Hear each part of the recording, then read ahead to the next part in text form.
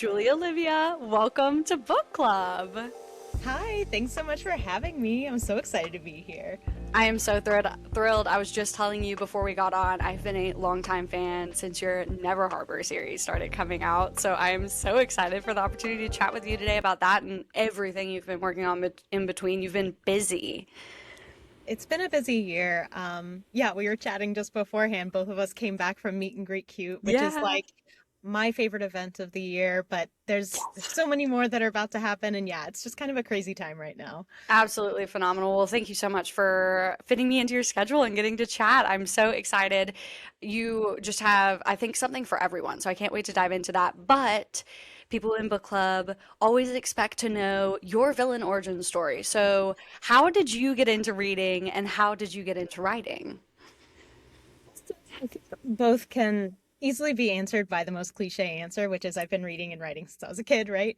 But I think as an adult getting into it, I have always really been into books. I was into YA mostly when I was in high school and college.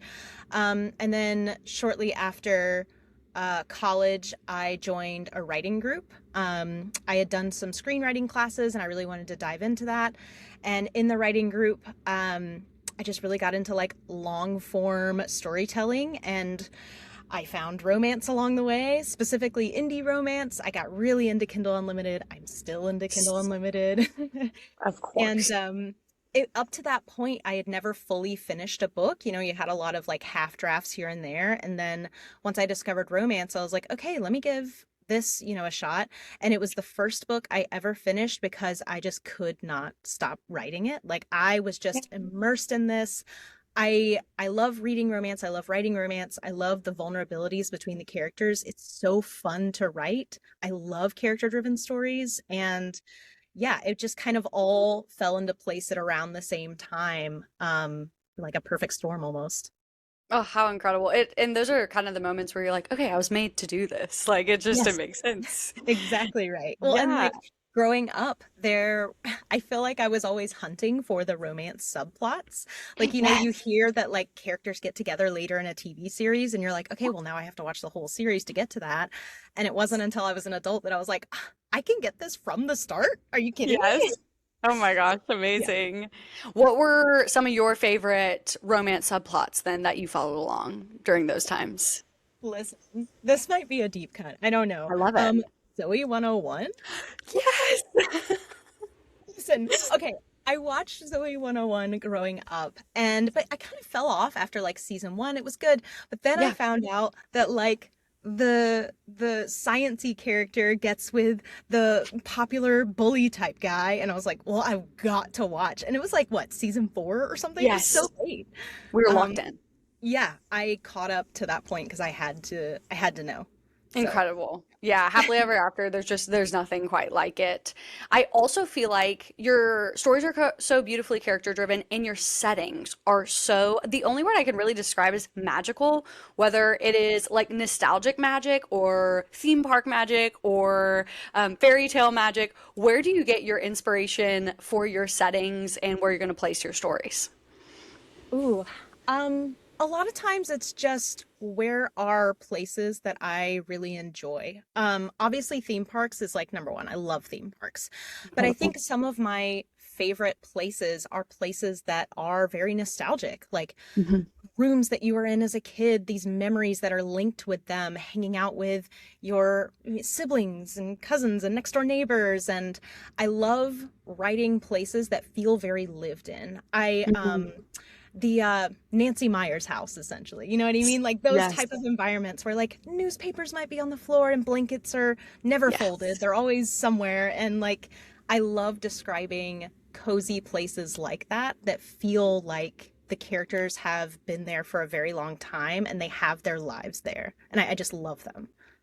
It's it feels so evident. It feels so homey. I feel like when I am reading the places you're writing, and it's like whether it's Oceanside or, just in the small town, like I truly, truly am.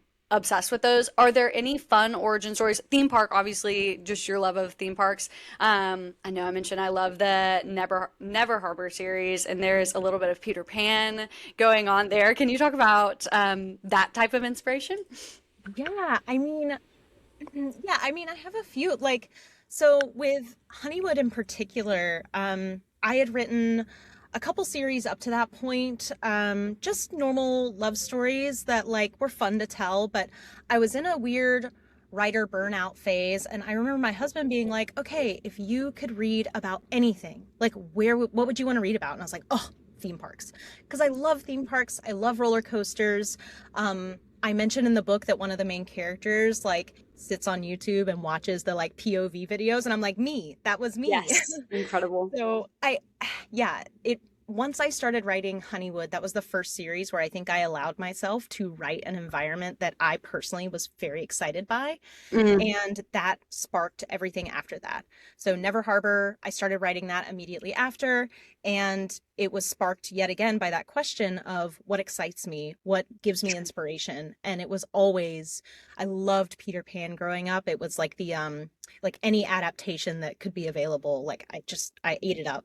yeah, And I thought it would be really fun to incorporate a lot of those references and hidden little Easter eggs. yeah. And yeah, just it kind of grew from there. Just what is going to be fun for me to research first and foremost and dive into. And with Never Harbor in particular, it's really funny because I've always lived in Georgia. So I knew I wanted a town that was on the East Coast, very sleepy coastal town, right? Hmm. And so when I was doing research, I was looking for places that had the population count I was looking for and Yeah. um the type of environment. And I ended up narrowing it down to a place in Massachusetts that I had never visited, but I watched vlog videos and I was like, yeah, that Yeah. looks to be where it's at. And my husband was like, do you just want to go visit? And I was like, sure. So we took a very quick weekend trip up there and just kind of walked around. I don't know if it was weird or not, but we were walking through neighborhoods and there's their main Yeah. street, and it was just so fun. And yeah, any place that's just exciting to explore and research is gonna be where I go. I absolutely love that. And I'm super blessed to have a lot of creatives here, whether it's bookish creators or authors. And it sounds like the moment you made a choice to do something different, something that you enjoyed and kind of thrilled and excited you, your inspiration took off and maybe some elements of success took off as well. Do you have any advice for sticking to something that just authentically brings you joy and how that can change your career? Oh, yeah. I think you nailed it. Be authentic to yourself, no matter what that looks like. Yeah. If that looks like sports romance, amazing. If that looks like fantasy, awesome. But I think really it's just whatever authentically inspires you to follow that inspiration Yeah. and to yeah, just dive into it wholeheartedly. I was once told that the first draft is for you to tell the story to yourself and for you to Hmm. enjoy the story as is. And I have stuck with that ever since. I used to do just one draft and then I would kind of go through and edit it a little bit, and that was pretty much it. I was a very Sure. baby writer, but now I do many drafts, and the Mhm. first one is always just for me to tell myself the story, to dive into it, and then every draft after that is okay, now let's make it make sense for Sure. readers. Absolutely. Yeah. I love that. So, speaking of your process, how do your characters interact with you, or how do you interact with your characters? Do they come to you fully fledged and they tell you their story, or do you tell them their story? Plotter, pantser, all that fun stuff. So I think it's a little bit of both. So when it comes to plotting and pantsing, I am definitely both. I have plotted more and more the further I've gotten into my career, but my plotting will is just kind of like a general guideline. Sometimes I know that they need to get from point A to point B, but how they get there, I have no idea. And if a new character pops up in that scene, well, now they exist, right? So I start with a plan. I do very heavy character work in the beginning. I really love Enneagrams, so I always try and pick their Enneagram first off. Love that. But normally the first 20,000 words gets rewritten over and over and over. And that's act one, basically right up until the 20% mark. And at that point, I've written enough of them that normally their Enneagram changes because I'm like, oh no, I Mm, know them a bit better. That's not who they are yeah. anymore. Or I've introduced characters on accident and now I have to work them in. Or the backstory I came up with doesn't fit who they are. And so it's a little bit of column A, column B, right? Like Mm. I start with a plan, but that plan gets thrown out the window pretty quickly. Yeah, absolutely. I absolutely love that. One of my favorite things about your characters in particular, I feel like they're extremely three-dimensional and they're very driven by whether it's their core fear or their core truth or something that they're ultimately trying to, like every single book I can think of that I've read by you, they're like really driven by this universal truth about themselves and it's way less like tropey where it's like the single dad does this. And I love that three-dimensional element of your characters. Do you get inspiration from the outside world, or do things just pop into your head for those things? How is that process, making characters truly three-dimensional? Yeah. Well, first off, thank you. That was very Oh, of kind. course, yeah. But I mean, inspiration's just kind of drawn from everywhere. Like, Mhm. it could be something as simple as watching a movie and being like, ooh, I love how that character reacted to Mm, that moment, and just kind of drawing from there. It can be a song, it can be something that I've personally gone through as well. Like, I've definitely incorporated that into books where I'm like, this was a really big, for lack of a better term, character arc for me. sure. So it's like, I think sometimes writing works as therapy, where it's like, well, let me work this Mm, out and see the different paths that could have been taken or yeah. things like that. So it just kind of stems from everywhere. Absolutely. I also feel like a deep sense of empathy when I read your stories and just like such a diverse type of character. Do you feel like writing has increased your empathy or helped you understand people in a different way? Oh, 100%. Mhm, I think it started with reading for sure and just kind of mhm. like grabbing from different genres. But once you start writing, yeah, I mean, especially, and I will love Enneagram until the end of time and I will Yeah, talk about it forever, but like, love it. especially Enneagrams, because I have this Mhm. like super thick book that goes Yeah, into each of the numbers and how it affected them and like in their childhood and how their different experiences were shaped, basically how they are when they're healthy, unhealthy, mm, and just the range of emotion that can exist just in one of those nine categories. sure. And yeah, I mean, exploring those wounds and Mhm. exploring how they became who they are, living lives that I would never live. Like, Sure. no, I absolutely love it. I think there's Mm, so much understanding to be had there. Like, in my book If It Makes You Happy, the main female character Michelle is very type A, very closed off, and and we don't know as anything about that here. right. But like she is very eldest daughter presenting, you know what I mean? Mhm. And I am a little sister. That is not my experience. Yeah. But I loved writing her. Like I loved Mhm. it because it was exploring a part of reality that I've never experienced and Sure. diving into those memories for her and how it Mm, shaped her is so fascinating. I love nothing more than writing characters that are nothing like me. sure. Well, from an eldest daughter, you executed beautifully. I felt Oh, thank incredibly seen by that. Yes. Do you mind sharing your Enneagram? Yes, I am Yes. an Enneagram 4. We're Oh, very, very artsy people. classic, classic. I'm a one. Oh, my best friend is a one. I truly believe for the longest time I was an Enneagram 2, and then I started looking into it and I was like, I might be a 3 or a 1. And to your point, you just have to figure out why some of these decisions or desires are being had within the characters. And I think to authors too, you have just such a great why behind so many of the decisions your characters make. So, really great work. Yeah, and Yeah. Enneagram's so funny because like you can yeah, I mean you can have the same conclusion, but the way that two different people get to that same Mm-hmm. conclusion or even express that same conclusion Sure. is so fascinating. Yeah. Like my dad told us recently he's moving to a different state and Mm-hmm. it's in a group text with my brother who is a 5, which is very Mm-hmm. analytical. And Mm-hmm. so my response, being an emotional 4, was like, Sure. "How dare you?" And then his Sure. response was like, "I'm not happy, but I understand where you're coming from." And I was like, "We could not be That's more classic. perfectly seen." Yeah. Yes. Oh my gosh, that's amazing. Well, speaking of characters and just who they are and how they come to you, are there any of your characters off the top of your head that came super easily to you, or any that were really hard to find? Oh, that's a really good question. Um, Characters that are super easy. Oof. Honestly, I think the characters that are very outgoing are very easy for me to write, and they're the most fun for me to write. Probably because a lot of them tend to be very mentally healthy. Sure. So a little bit easier to explore. But I really love extroverted characters because Hmm. I'm very much an introvert. I'm very shy. Sure. And my favorite thing is when I'm going through edits and they have inner monologue, and then I'm like, let's just put dialogue tags around that because they're going to say what they're thinking, you Yeah, know? yeah.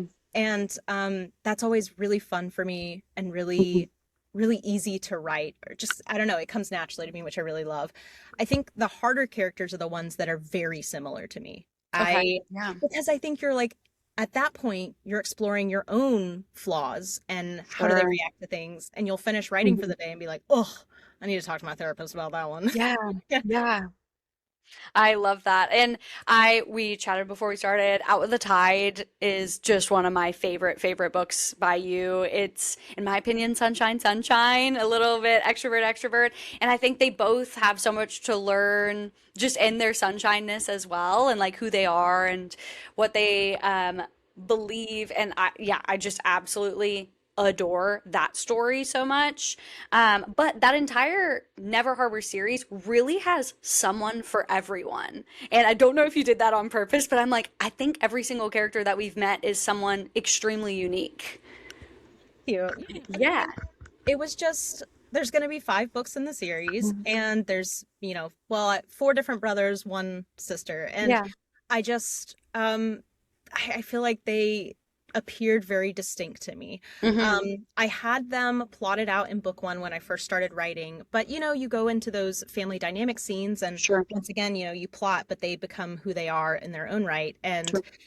trying to distinguish one from the other, I was like, well, this is something this person would say, but not Hmm. this person. And so I don't know if it was intentional to have them be so Yeah. different, but it was fun to explore those different sibling dynamics between them. Yeah, they're so just incredibly well done. And kind of just speaking of the differentiation, I feel like another thing I love, again, I'm just like Julie Olivia here. I'm like, sorry.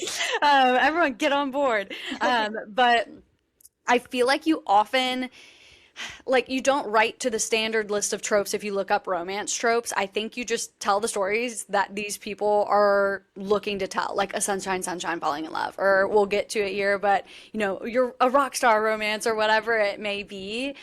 Is it hard in today's like book marketing at all to not necessarily write to just like the classic list of tropes?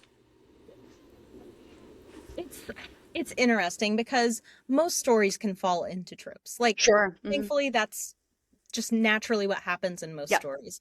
Um, the trouble that I get into is if I write something that is not currently in the like cultural consciousness.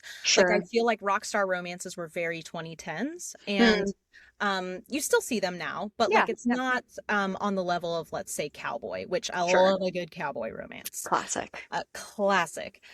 So I think that's really, yeah, it's kind of weird because you can always find the tropes buried within the story. It's Sure. really just like, is that going to be something people want to read? In which case, Absolutely. we'll see.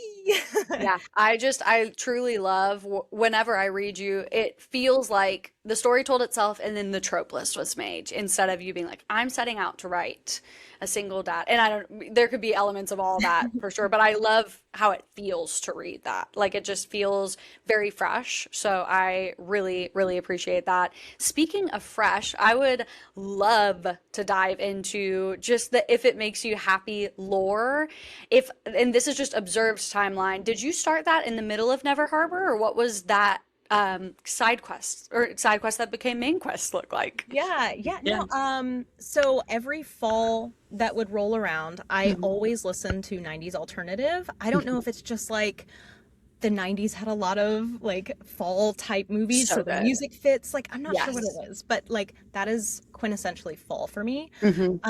So every year I was like, oh, it would be so much fun to write a 90s romance set in fall. Oh, And I had that thought for like a couple years, and I think it was 2024. I can't mhm. remember now. it was the end of 2023. I'd been thinking about it a lot. I had written a couple chapters just to like, kind of get my toes wet or whatever. And at the end of the year, I was creating my writing plan for the following year, which was Okay. 2024. And I was like, if I don't write it this year, I'm never going to write it. Like, I know that Yeah. about myself. I'm going to have to take a break and never harbor just to get it out of my head, and we'll see what happens. Mhm. And yeah, I wrote Out with the Tide that year. I published it, and then I started working on this book, and it was incredible. It's really hard to explain. Like, there are so many books that you put your heart and soul into, and I love every single book I've written, but then there are Yeah. some where it's like, maybe this is super artsy fartsy, but I am an Enneagram 4. Um, I You're feel right. like, yeah, I feel like there are some books that you can just disappear in, that the characters feel Hmm. so fleshed out from the beginning, Hmm. and you're just kind of existing in the world with them. Sure. And at the time, I felt like If It Makes You Happy was so different from something I had written before. It's a lot lower spice than my usual books. It is very slow burn. Hmm. I loved writing that. And I remember near the end being like, "Ah, honestly, I don't know if anybody's even going to want to read this. Like, it fits my brand, but it's also pretty different." And Hmm. I've just been so overwhelmed and thrilled with how it's turned out, especially since it started as like I just need to get this out of my head and Sure. hopefully people like it. Yeah. So yeah, no, it's been a crazy journey, but I'm so happy I wrote it, and I still get emotional talking about it Yeah. anytime. Well, we're so happy you wrote it. My gosh. Thanks. Like, it's truly just phenomenal. I just did a reread here last week prepping for this, and it's just like, man, the nostalgia, and it's just like it transports you to the 90s. I can't I was born in 99, December of 99. So, but like what like just the from the photos and just the energy and the vibes, like my gosh, it is just like so nostalgic. Like truly. And it's so interesting on this podcast. I've heard the story over and over of like, I had it on my heart to write this specific story, and not even like necessarily like had it on my heart in the way of like, I have to do this for a larger cause. It was like, I need to do this for me. And in so many cases, that book ends up being such a significant piece of people's career. Like, Yeah, how cool. so wild. Absolutely. I could have never predicted. Would have Yeah. never predicted it. Absolutely. What do you feel like this book has done for you, and how have you been evolving with the way that your career has evolved through this story? It's been It's a big really question. surreal. Yeah, I know. It's been it's just been such a weird journey. Like, I feel like I don't even remember the question. I don't know. No, no, just I would say like another angle of this question is just if you could have coffee with yourself when you were right about to start the story or were like just kind of pondering if it was going to be, what would you tell yourself? Do you have any advice for that version of you? Oh, that's so crazy. That's a good question. Um, you know, I don't know if I'd tell her anything, because Just I let it think if happen. I did, she would be so intimidated by Mm. the prospect of what this means. Like, Mm. If It Makes You Happy was picked up by a publisher. It's my first Mhm. trad pub release. It's done pretty well, which is incredible. Like, I just think that that pressure would have really gotten to her. I know me, and Yeah. any amount of pressure is not good for me. So Yeah. like, I think I would have continued to allow her to relax into the world. And I Yeah. think that that's something I've had to remind myself since I wrote it, is Mm. with every book afterward, because I enjoyed that experience so much, just letting myself relax into stories, because when I did do it, I enjoyed it so much. And Sure. so just letting myself do that has been just a nice change in my I love perspective that. of how I approach books. Absolutely. For anyone who hasn't or has read If It Makes You Happy, I usually sometimes I can find it, sometimes I can't, but I love hearing from authors. Do you have like a thesis statement or something true that you're trying to get across in that story? I think I know what it might be, but what would you consider to be If It Makes You Happy's thesis statement? I mean, exactly that. Like, Yeah. it's if it makes you happy, it can't be Hmm. that bad. Like, I normally do have a theme in my books, Hmm. especially when I'm editing. When I go through each chapter, I have like a list of questions I look at after I reread each chapter, and it's basically like, does this match their flaw? Do you have some of, foreshadowing for future things? But Sure. it's the number one question is always, does it fit the theme? Is it always working toward the theme, which I Mhm. feel like always serves as my North Star. Mhm. And yeah, the theme for this book was the lyrics of the I Sheryl love Crow that. song. That Like, was my guess. Yeah. yeah, yeah, I mean, you're right. Yeah. Yeah. I love that. And what would be, this is, it's sometimes similar, sometimes not. What would be your one wish or hope that people take away from if it makes you happy? Um, Same thing, maybe. yeah, Mhm. I mean, probably the same thing that sometimes what you think you want may not actually be what you Mm. want, and maybe the thing that you're adamant against not wanting is exactly what you need.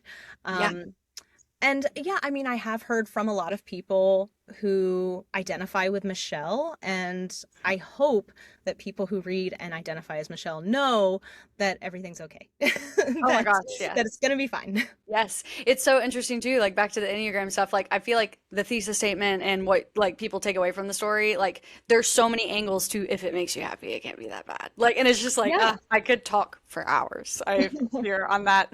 But I think we need to just chat about Love Felt Like This a little bit because we're getting up on release time. So would you mind giving us a little overview of what we can expect here in September? Yeah. So Love Felt Like This is about a girl who is reviving a classic TV show. Think like very Jim Henson, Muppet Sesame Street, right? Love it. And the rock star, the grumpy rock star that she runs into, who starts making music for the show. And so he's a single dad. Since he's a rock star, his 2-year old is hidden from the public eye. Nobody knows she's existing. So when he needs to write music, he's like, let's go to your hometown in some mountain in North Carolina and Yes. nobody will see me there. And they just write the music together. And there's so many layers to it that I love. I love that we are exploring how fame has affected him and how he's trying to balance being a dad when he didn't expect to be a dad, but Mhm. he's trying his best. And he's tired and he's lost his muse. And then, Beverly Yeah. pops up with her puppets and it's just so unexpected for him. And I just, yeah, it was a really fun book to write. I am just truly beyond excited for this one. Just the synopsis, the thesis, like all the above. Like it's just it has me on the edge of my seat. What was your favorite thing about both of these characters? What inspires you about them? So, with Beverly in particular, I loved how driven she was, Mhm. but I liked that she was driven while still having a playfulness to her. I think that she allowed herself to not take herself seriously, but also took her career very seriously at the same time. Sure. And I really love that about her. She was very loosely inspired by Jim Henson. Obviously, she's not a man, Sure. but Yeah. like I read a couple memoirs, or not memoirs, but biographies about him, and just how he was always very straightforward with what he wanted in his projects, but he also always thought outside of the box, and he trusted his co-creators. Sure. And it was always a very joyful environment and inspiring environment, and I think that just encompasses Beverly so well, and Mhm. I loved exploring that with her. With Griffin, I liked the idea of a rock star who is in it strictly for the music. Yeah. Like he is he's afraid of heights, so like getting near the edge of a stage is like his worst nightmare. um but I liked two people who were in it for the Mhm. love of the game. Like they love I their love that. careers, and anything that comes in between them and their career is like a problem. Yeah. So, which obviously is where a lot of the Sure. conflict comes in. That was my next question actually, was just how do they challenge each other?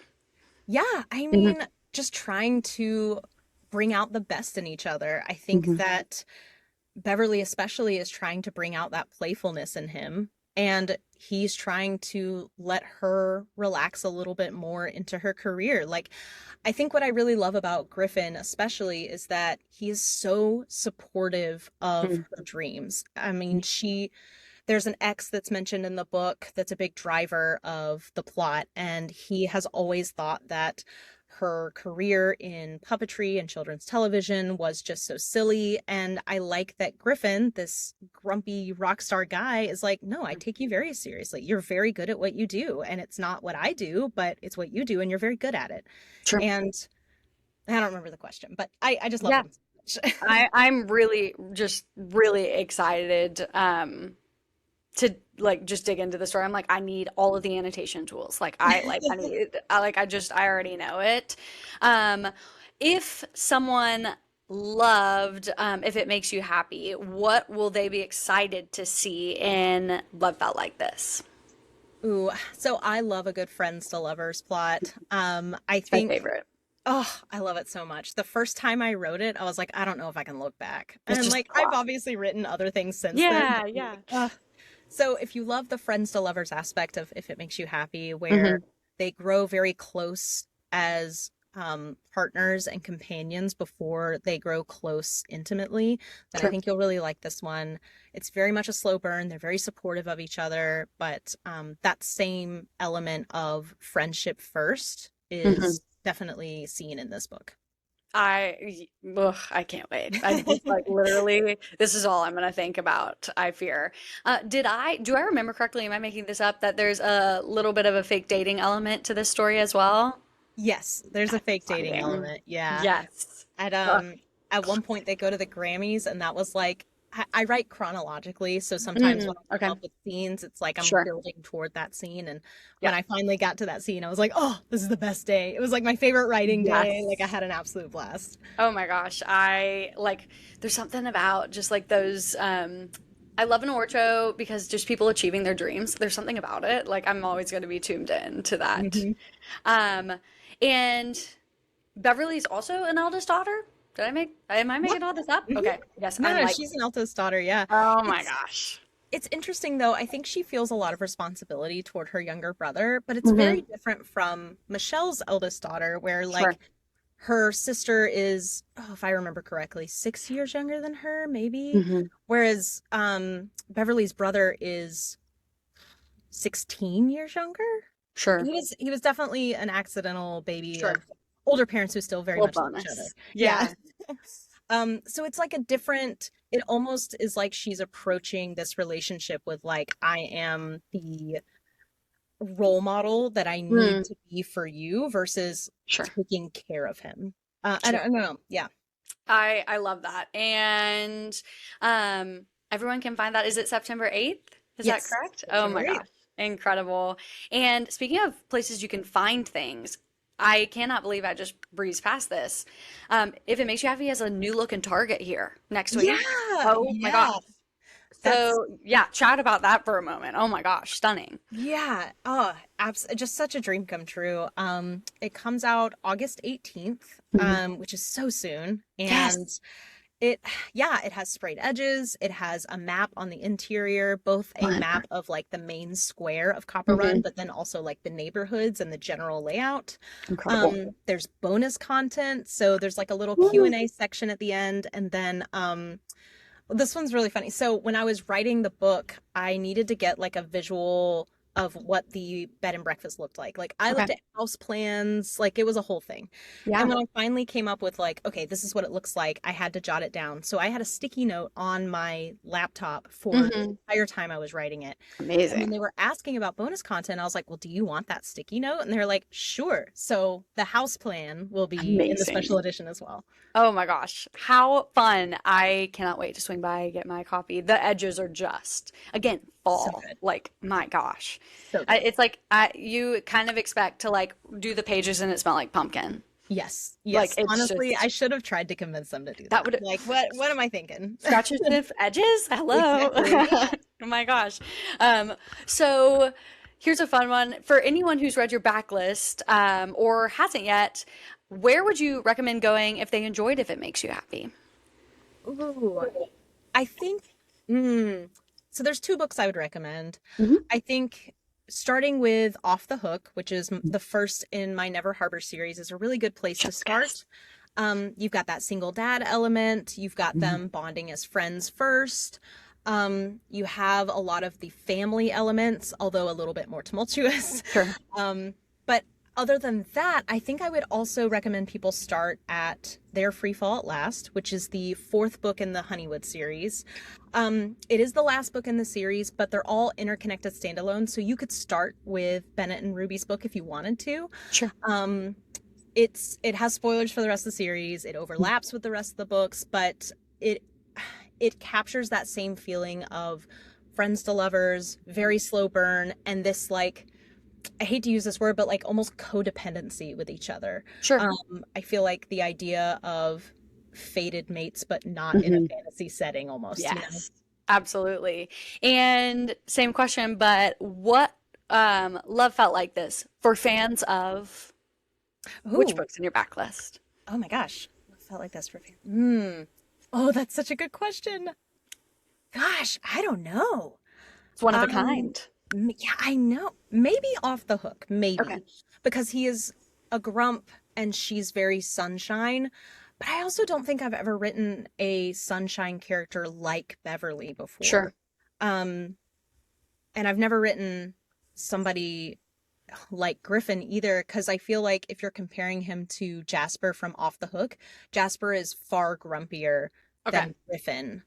Oh, that's such a good question. I Yeah. don't know. I guess No, I would say no. Off the Hook for sure. I love that. And I'm also a big Off the Hook fan. And I love it's the nanny dynamic, but oh, sorry, my dog's very excited. But she agrees. But I love their dynamic. And that book is brother ex's brother. Yes. Yeah, yeah, that one's yeah. So So it's good. it's loosely inspired by Peter Pan. So Yes. Jasper and Wendy are Mhm. Hook and Wendy, and it's ex-fiance's older brother, and the Yes. ex-fiance is Peter. So it's messy, but in the I best way. love it. I love it. I love it. My gosh. Amazing. Well, and then just quick side note, because I know this is technically an audio medium, please go to Julie's Instagram because your character art is just unreal. Specifically, the art of Beverly with the coat, the purple Yes. coat. Oh my Oh my gosh. gosh. I have rarely commissioned character art until this year. Mhm.